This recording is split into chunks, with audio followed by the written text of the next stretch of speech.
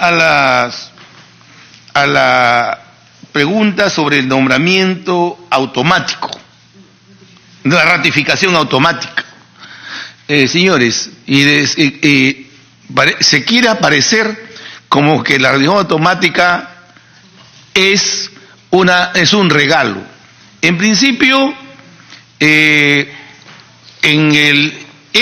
el camino de buscar la excelencia, la estrictez y el reconocimiento a los buenos magistrados y el señalamiento de los malos magistrados, se buscan mecanismos muy interesantes.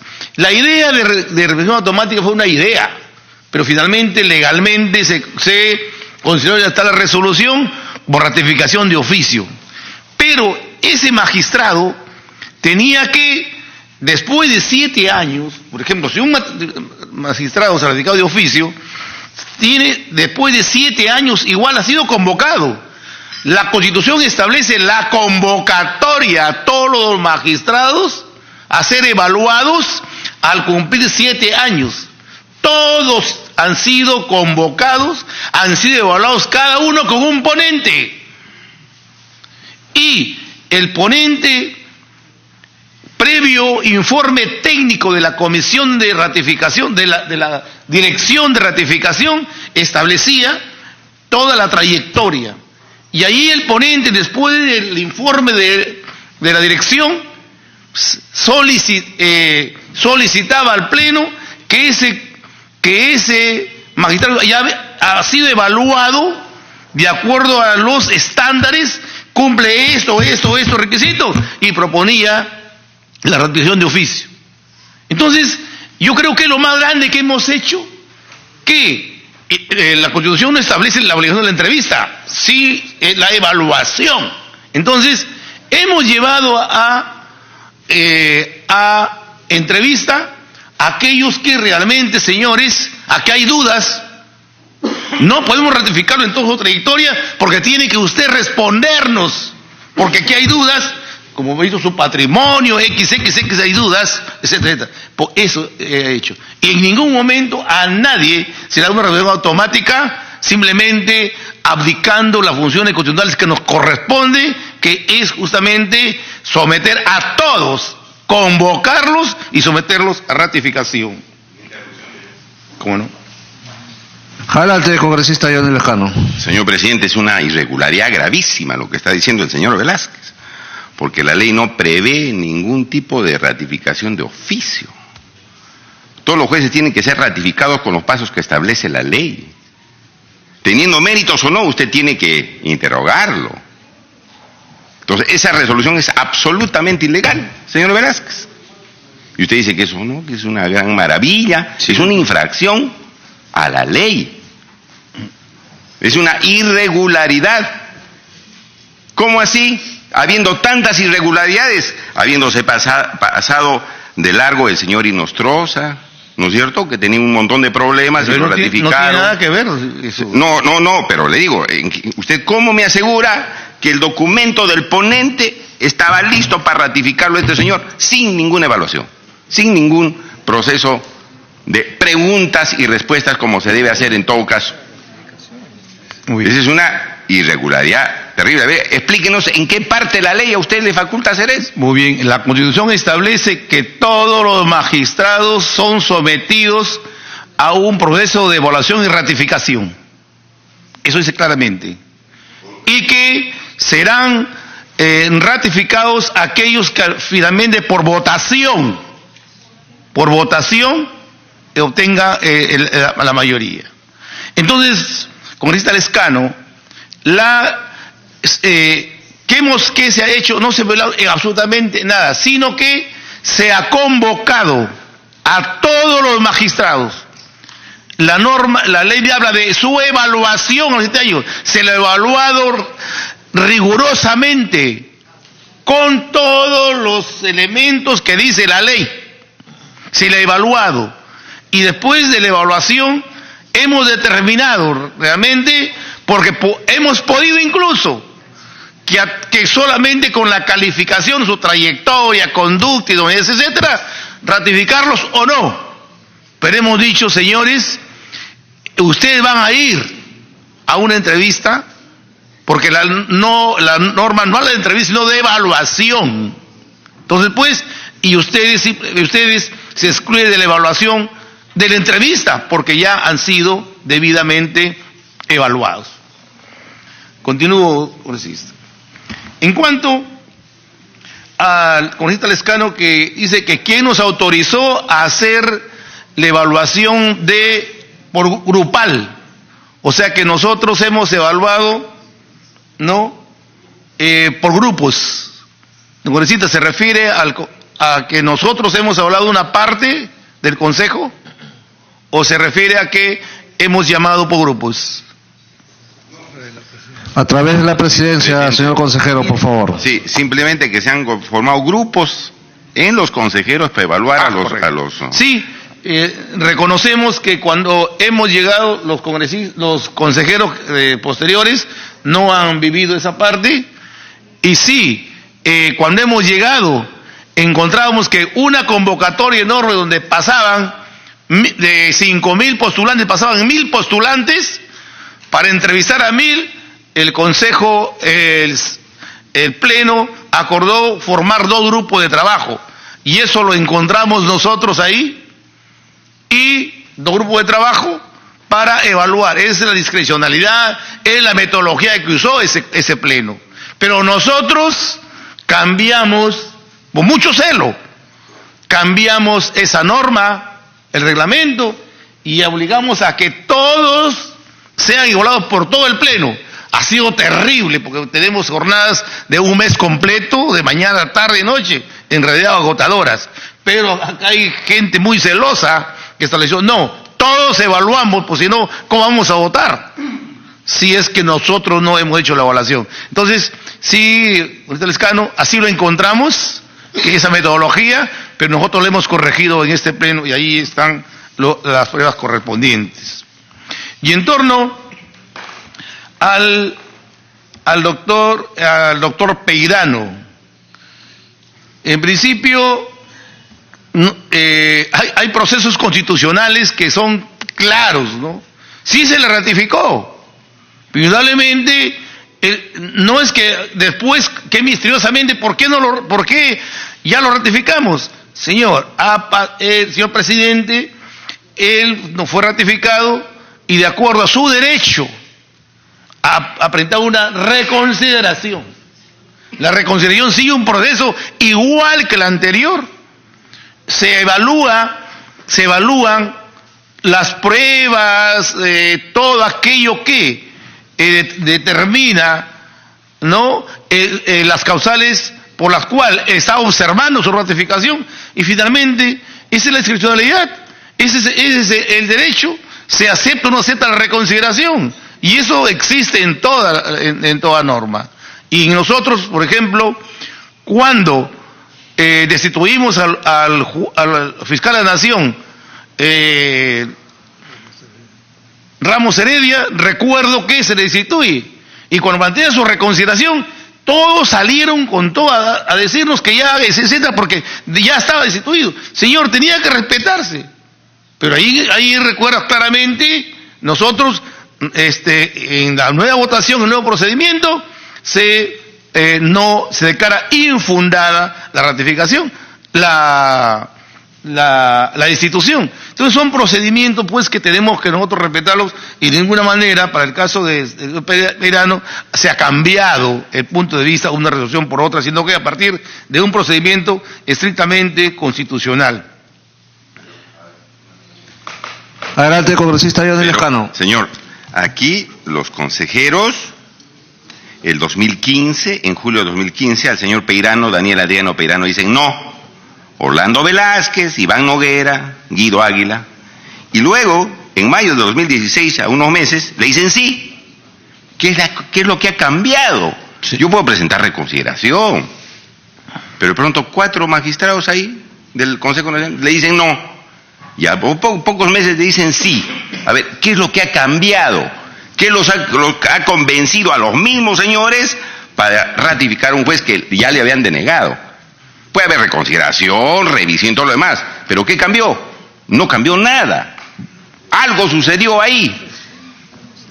Proceda a responder la pregunta del congresista ¿Cómo puede señor usted Orlando Velázquez? afirmar que no cambió nada? Ahí están los expedientes, si no hubiera traído el expediente y yo con exactitud no recuerdo, pero definitivamente los procesos de reconsideración existen. Es el derecho. En la mayoría de casos, pues en muchos casos, no recuerdo bien estadística, se ha declarado infundado. En otros casos es declarado fundado. Es una cosa que existe en toda la normativa, digamos, del sistema nuestro. Entonces, con toda seguridad es que seguramente hubo elementos de convicción no distintos, otras pruebas, porque los abogados, ¿qué hacen? Ellos cuestionan, ¿no?, aquello que fue la causa, y en ese momento pruebas y todo lo demás, usted conoce eso, seguramente ahí se tuvo la determinación del caso. Eso es todo, señor. Tiene el uso de la palabra el consejero Baltasar Morales Parragués para que responda a las preguntas de los señores congresistas. Contestando las preguntas, señor presidente. Disculpe, Sí. una interrupción de la congresista María Melgarejo.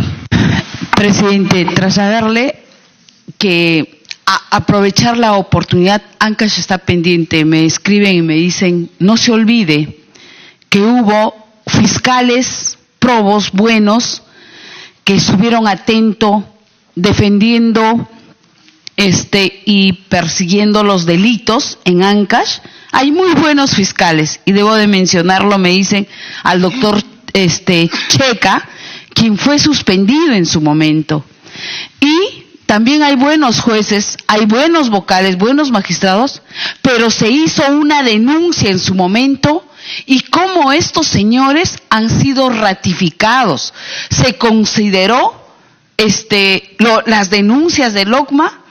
¿Y por qué han sido ratificados cuando había audios y cuando han prescrito muchos de los casos que han sido de notoriedad y han sido casos muy emblemáticos? Entonces, en esa línea también quisiera que me respondan, ¿consideraron las denuncias que se hizo en el OCMA? ¿Y por qué han sido ratificados? ¿Y por qué algunos ahora gozan de ese privilegio y están en buenos puestos en la capital y algunos en algunos departamentos? Gracias. Congresista, ¿puede precisar los nombres de los magistrados, por favor? Ahora pido los nombres de 4 que estaban denunciados y ahora están aquí en la capital. Ok. Tiene el uso de la palabra el consejero Baltasar Morales Parragués. Gracias, presidente. Ya. Se concede la palabra a la congresista Marisa Glave. Gracias, presidente. A través suyo al consejero Velázquez. El consejero Marcelo Cubas respondió que si ponían o no su cargo a disposición, respondió que sí.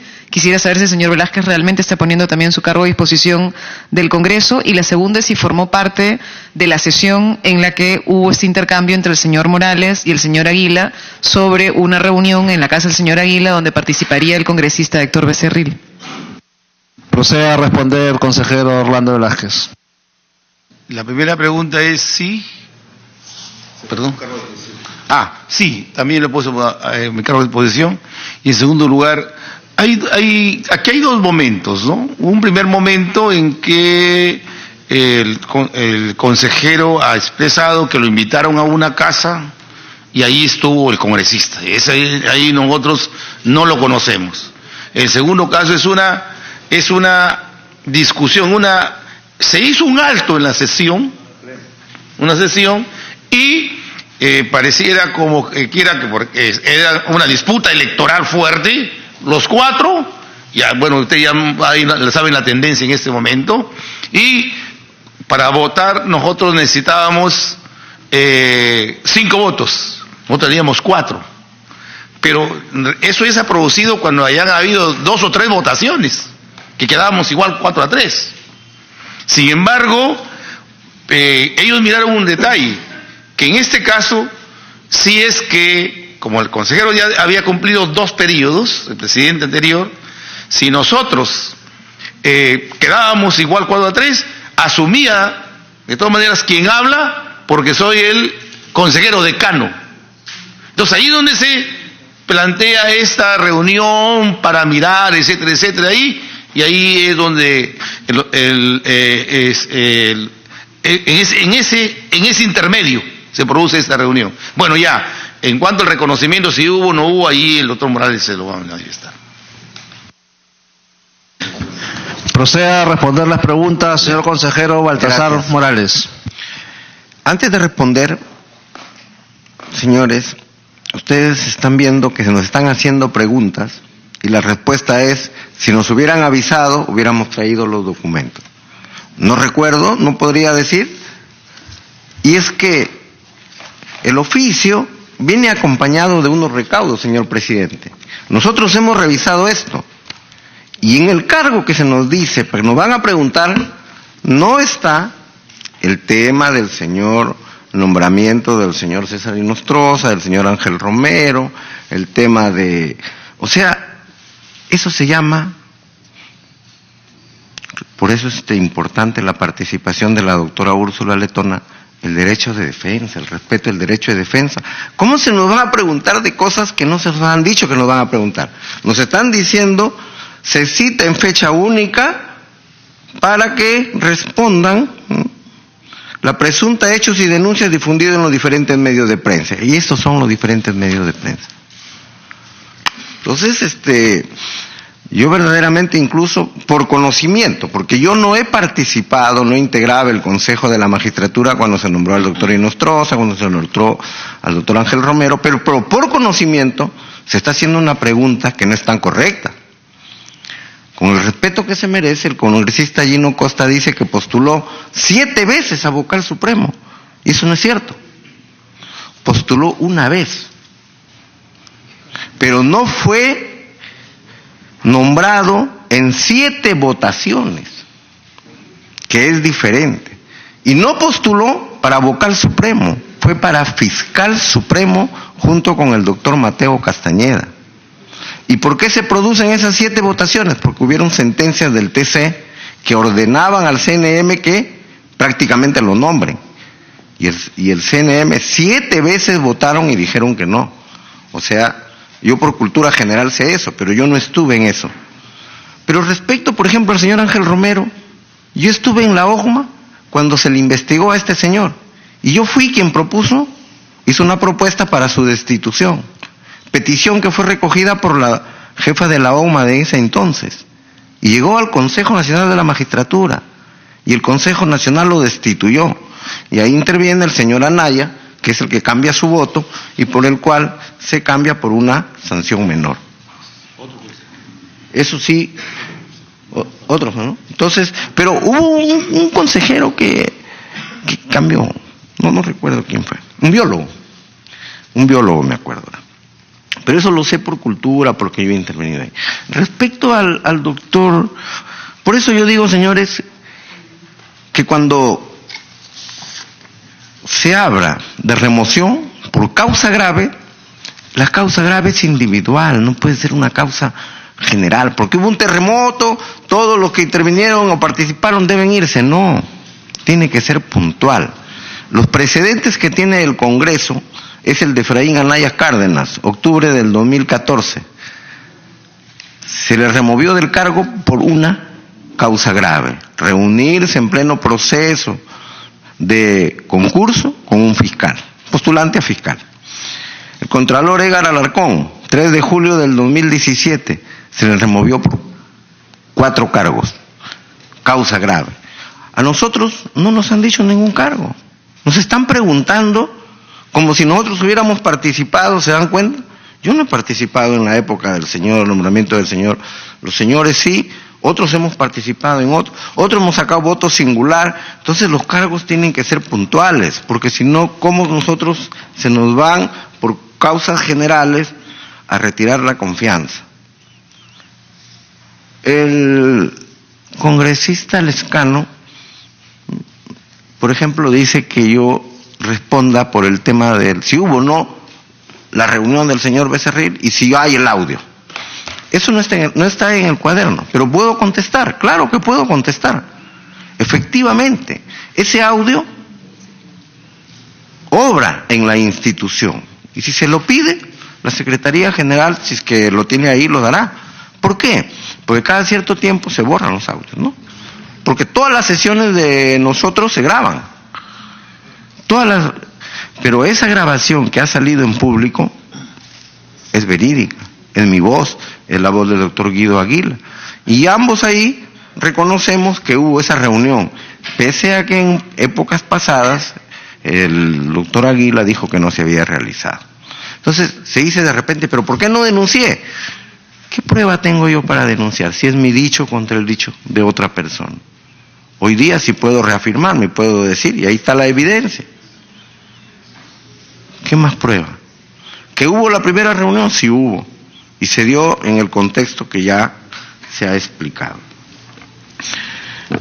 También para aclarar, el doctor Johnny Lescano, con todo respeto, mi hija que dice que su enamorado después ingresó al poder, mi hija es periodista, no es abogada. Mi otra hija, que sí es abogada, es fiscal, pero ella ingresó hace 5 años atrás. Ahora, en estos últimos concursos, ha postulado, no ha sido nombrada, ha pasado un examen. Pero cuando hay estas situaciones, desde el inicio, uno se aparta de toda participación.